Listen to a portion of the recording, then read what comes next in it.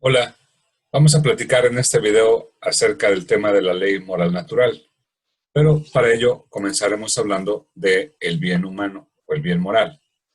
Previamente habíamos platicado acerca de una primera aproximación a la idea de bien.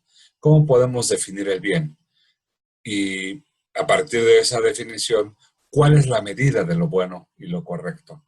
En esa ocasión, en ese video, señalábamos que la vida es el criterio del bien, es el parámetro para el bien. De tal manera que bueno es todo aquello que contribuye a la vida, que permite su expansión, su ampliación, su ensanchamiento, su desarrollo creativo, ¿sí? Y por el contrario, malo es todo lo que se opone a la vida, lo que la niega, lo que la limita, lo que la hace angosta, lo que la niega, ¿sí? Ahí ya teníamos una primera medida del bien, ¿no? Primer criterio de bondad. Ok. Ahora vamos a hablar más específicamente del bien moral y del bien humano. Tiene relación con lo anterior y ahorita vamos a revisar en qué consiste tal relación, ¿sí? Para empezar este apartado, partamos de dos conceptos del bien, dos sentidos que tiene la palabra bien en el ámbito filosófico. Por un lado tenemos el bien ontológico. El bien ontológico es una propiedad, una característica que tiene todo ente, todo ser, todas las cosas, en cuanto que son lo que les corresponde ser, en cuanto que son lo que su esencia, ¿sí? Su naturaleza les dicta. En el caso de cualquier ente, cualquier ser, una planta, un objeto, es lo que es por su propia naturaleza y en virtud de ello tiene bondad ontológica. Entonces, la bondad ontológica es derivada del propio hecho de ser, de tener existencia y tener una coherencia interna de ser lo que debe ser. Sería absurdo pensar en algo que es lo que no es, ¿sí? Es imposible pensarlo porque es inexistente, ¿sí? Todo aquello que es lo que es, por esa razón ya tiene bondad ontológica. Eh, en el caso de los seres humanos, la bondad ontológica es derivada de nuestra propia esencia, pero como nuestra esencia es algo que se encuentra en estado potencial, es algo que tenemos que ir realizando y actualizando. Entonces, en la medida en que lo hagamos, alcanzaremos nuestro bien ontológico, ¿sí? Ahora bien, para alcanzar ese bien ontológico se requiere el uso de nuestras facultades principalmente, de nuestras facultades espirituales o intelectivas o racionales, tales como la inteligencia, la voluntad y la libertad. De tal manera entonces que alcanzar nuestro bien ontológico supone la intervención de esas facultades y por eso el bien ontológico en el caso particular y exclusivo del ser humano es también el bien moral. ¿Y por qué se le llama moral? Porque no se da de manera mecánica, automática, no es producto de las fuerzas físicas o de las leyes físico-químicas a las que estamos sujetos, sino que el bien ontológico lo tenemos que alcanzar con el uso de esas facultades racionales, intelectivas, y por eso es que adquiere carácter moral. Ahora, señalábamos que el bien ontológico es ser lo que le corresponde ser a un ente, a cualquier cosa, es ser lo que su propia naturaleza dicta, ¿sí? ¿Y qué es la naturaleza? Pues es la misma esencia. Es la esencia, pero en un sentido dinámico. Es lo que nos corresponde ser y hacer, de acuerdo con nuestro ser, nuestra naturaleza, nuestra esencia, ¿sí? La palabra naturaleza en griego se expresaba con el vocablo physis y se entendía como un principio dinámico que particularmente se hallaba en los seres vivos, en los seres orgánicos, ¿sí? Ese principio dinámico era el que permitía el movimiento, el cambio continuo de un ser, pero solamente siendo lo que su propia naturaleza o su propia esencia le permite ser. Entonces tenemos el caso de una semilla que su proceso natural es germinar, dar como resultado una planta y después de esa planta dar un fruto particular. ¿Y qué fruto va a dar? El que le corresponde a su propia naturaleza o de acuerdo con su propia naturaleza. De tal manera que quizá una semilla de manzana va a dar como resultado una planta, un árbol de manzana, y esa manzana a su vez va a dar frutos, pero no puede dar limones, aguacates, ¿sí? O ningún otro fruto. Entonces, ¿cuál dará? Aquel que corresponda con su propia naturaleza. ¿Cuál es? Ser manzana, dar, tener frutos de manzana, ¿no?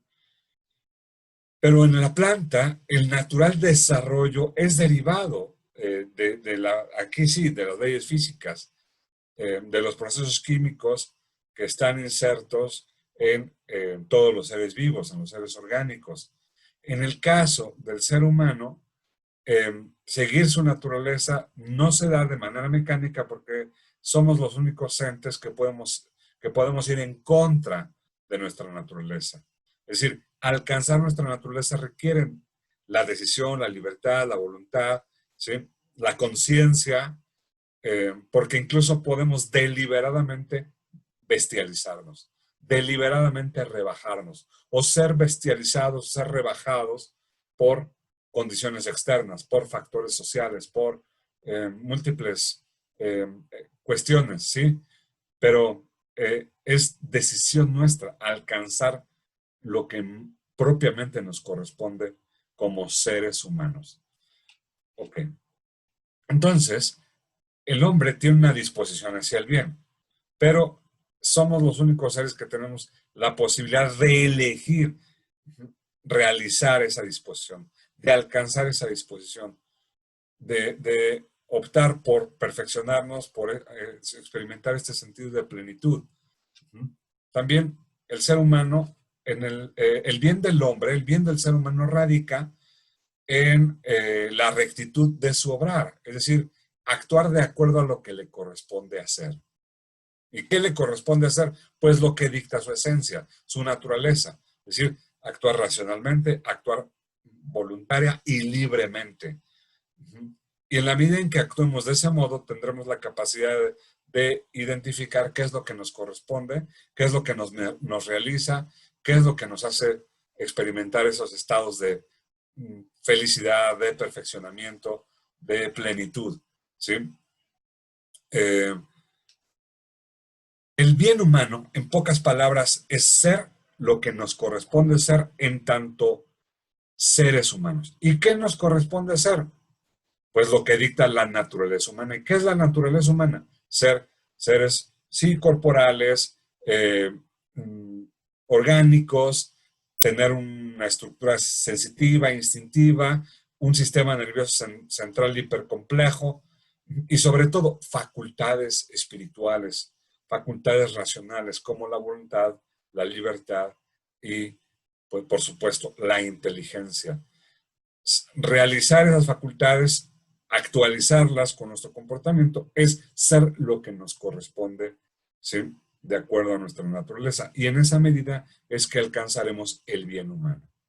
Pero, repito, como para ello se requiere la decisión, la elección y actuar en consecuencia, entonces el bien humano, que es al mismo tiempo el bien ontológico, se convierte en bien moral. Entonces, como dice aquí, la naturaleza humana y sus fines constituyen el fundamento ontológico de nuestra conducta. ¿Cómo debemos actuar? De acuerdo a lo que dice nuestro ser, a nuestra naturaleza. ¿Y qué dice nuestro ser y nuestra naturaleza? Que somos seres, sí, biológicos, como decía Aristóteles, tenemos una estructura animal, pero además tenemos otra dimensión que trasciende la animalidad, la corporalidad, que es la dimensión racional, espiritual o intelectual. ¿Sí? Los indicadores que marcan el camino hacia nuestro bien son estas facultades que derivan de nuestra propia naturaleza. ¿Y por qué es este bien humano, bien ontológico, es también bien moral? Pues porque, repito, depende de nuestra libre autodeterminación. Cito textualmente, el bien adquiere en el ser humano carácter moral porque es libre, de manera que la consecución de su bien depende y es causada por su libre autodeterminación. Ahora, nosotros podemos identificar varios tipos de bienes, ¿sí? El bien, de tal manera que el bien se puede dividir en estas tres categorías. El bien útil es aquello que al ser humano le sirve, que le es funcional, ¿sí? Eh, el bien deleitable es aquel que produce agrado, que produce placer. Y el bien honesto es aquel que se quiere por sí mismo y que es bueno en sí mismo, tiene valor por sí y es querido por sí mismo. ¿Sí? El bien moral, o sea, ser lo que nos corresponde ser, no es ni útil ni deleitable, sino es bonum honestum, como decían los medievales. El bien moral es el bien honesto. Eh, y honesto aquí significa aquello que es bueno en sí y por sí mismo, y por tanto es querido por sí mismo. El ser humano busca su felicidad, no para otra cosa. Precisamente veíamos en el tema del fin último, que la felicidad equivale al fin último porque ese bien, ese fin, no tiene carácter de medio, no lo empleamos para alcanzar otras cosas, lo queremos per se, ¿sí? Eso es el bien humano, esa es al mismo tiempo la felicidad. Entonces vean la relación, ¿no? Eh, si el bien, si la medida del bien es la vida, aquí particularmente podríamos especificar, ¿sí? Pero no la vida en sí, sino la vida humana. La vida humana implica, pues, sentimientos, salud, emociones, equilibrio, eh, deleite, sí, también satisfacción de necesidades básicas, búsqueda del placer, pero sobre todo la realización, la actualización de nuestras facultades propiamente humanas, que son la voluntad, la libertad y la inteligencia. Muy bien, pues hasta aquí este video, espero que haya sido de utilidad.